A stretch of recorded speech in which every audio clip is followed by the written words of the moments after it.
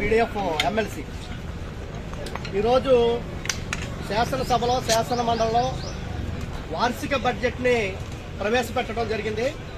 ఆ బడ్జెట్ 3,32,205 రూపాయల బడ్జెట్ని ప్రవేశపెట్టారు. ఇది మన వాస్తవ వార్షిక ఆదాయానికి చాలా దూరంగా ఉన్నటువంటి బడ్జెట్. అంతేకాదు ఆర్థిక లోటు చూస్తే 75,862 రూపాయలు ఆర్థిక లోటు ఉంది. అసలు ఈ బడ్జెట్ అమలవుద్దా లేదా అనే అనుమానాలు కూడా వ్యక్తం అవుతున్నటువంటి పరిస్థితి ఉంది.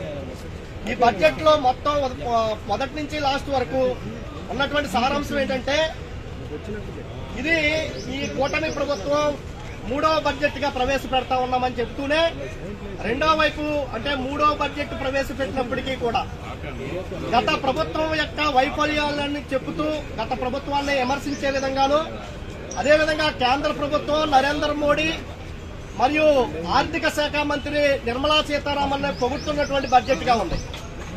మరి కేంద్ర ప్రభుత్వం మన రాష్ట్రానికి ఎన్ని నిధులు ఇచ్చింది, అమరావతి నిర్మాణానికి ఎన్ని నిధులు ఇచ్చింది, అలాగే ఆర్థిక శాఖ మంత్రి బడ్జెట్ లో మనకి ఏమి కేటాయించారనే మాట అయితే ఎక్కడ స్పష్టంగా లేదు. కానీ కేంద్ర ప్రభుత్వాన్ని పొగుడుతున్నట్టు మాత్రంగానే ఉంది.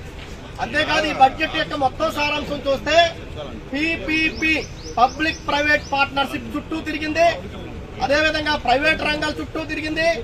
మన రాష్ట్రం పెట్టుబడిదారులకు అనుకూలంగా ఉందని చెప్పి బడ్జెట్ లో చాలా స్పష్టంగా రాశారు. అంటే మన రాష్ట్రం పెట్టుబడిదారులకు అనుకూలంగా ఉందని రాశారు తప్ప మన రాష్ట్రంలో నివాసం ఉంటున్నటువంటి పేద సామాన్య ప్రజానికానికి అనుకూలంగా ఉందనే మాట అయితే ఎక్కడా లేదు. కానీ మన బడ్జెట్ కావచ్చు, మన పరిపాలన కావచ్చు, మన రాష్ట్రంలో ఉన్నటువంటి పేద సామాన్య కార్మిక వర్కింగ్ క్లాసెస్ కి అనుకూలమైనటువంటి విధానాలు ఉండాలని కూడా పీడీఎఫ్ గా తెలియజేస్తా ఉన్నాను. అంతేకాదు విద్యారంగంలో కేటాయింపులు కూడా చాలా తక్కువ కేటాయించారు.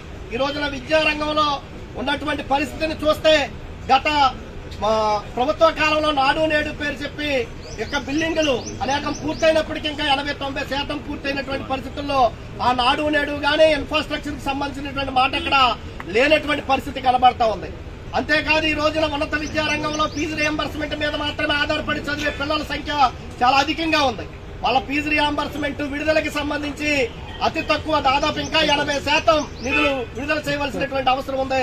అటువంటి నిధులు విడుదల కాకపోవటం వల్ల ఉన్నత చదువులకి వెళ్ళకుండా ఉద్యోగాలకు వెళ్లకుండా విద్యార్థులు ఇబ్బందులు పడతా ఉంటే, రెండో వైపు ఫీజు రియంబర్స్మెంట్ మీద ఆధారపడి నిర్వహిస్తున్నటువంటి బడ్జెట్ కళాశాలలు చాలా నిర్వహణకై కూడా బాధపడుతున్నటువంటిది.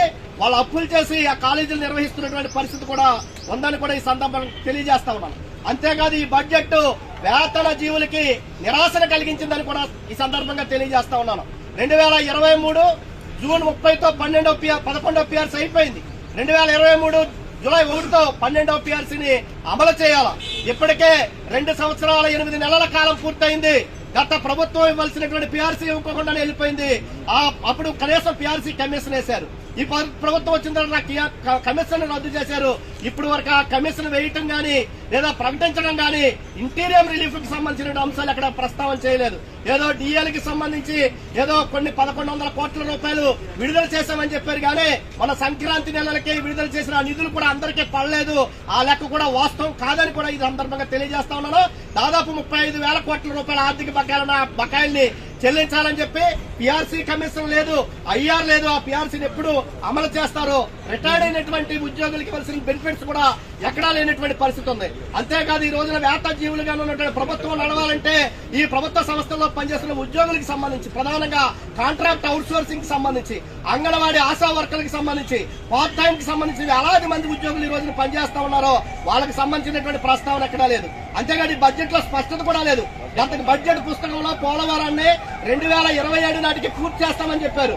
కానీ ఈ బడ్జెట్ లో ఆ స్పష్టత లేకుండా 60% పూర్తయింది అని చెప్పారు తప్ప 2027కి పూర్తి అవుతుందా లేదా అని స్పష్టత కూడా లేదు. కాపర్ డ్యామ్ అయితే 91% పూర్తవుతుందని చెప్పడం కూడా జరిగింది. ఈ పోలవరం నిర్మాణం చేపట్టడానికి ఇచ్చినటువంటి నిర్వాసితుల యొక్క ఆర్ఆర్ ప్యాకేజీకి సంబంధించి వాళ్ళకి ఇవ్వాల్సినటువంటి సహాయం గురించి కూడా ఈ బడ్జెట్ లో లేదని చెప్పి కూడా సందర్భంగా తెలియజేస్తా ఉన్నాం. అన్నదాత సుఖీబాబు పేరు చెప్పి 20,000 రూపాయలు ఇస్తామని చెప్తా ఉన్నారు. అయితే కౌలు రైతులు మన రాష్ట్రంలో 70-80% మంది కౌలు రైతులు ఈ రోజు వ్యవసాయం చేస్తా ఉన్నారు. వాళ్ళకి సంబంధించినటువంటి ప్రస్తావన కూడా ఎక్కడా లేదు. ఈ రోజున వ్యవసాయానికి సంబంధించి ధరల స్థిరీకరణకు 500 కోట్ల రూపాయలు మాత్రమే కేటాయించారు. కానీ వ్యవసాయ ఆధారిత దేశం, వేలాది మంది రైతులు వాళ్ళ గిట్టుబాటు ధరలకు ఆర్థిక ఇబ్బందులు పడుతున్నటువంటి పరిస్థితి ఉంది. ఈ బడ్జెట్ కి 500 కోట్ల రూపాయలు కూడా ఎక్కడ సంబంధం లేదు అని చెప్పి కూడా ఈ సందర్భంగా తెలియజేస్తా ఉన్నాను. అంతేకాదు ఈ బడ్జెట్ లో కార్పొరేట్ వాళ్ళకి పెట్టుబడిదారులకి 6 చౌకగా భూములు ఇస్తా ఉన్నారు, ఉద్యోగాలు చాలా వస్తాయని చెప్తా ఉన్నారు.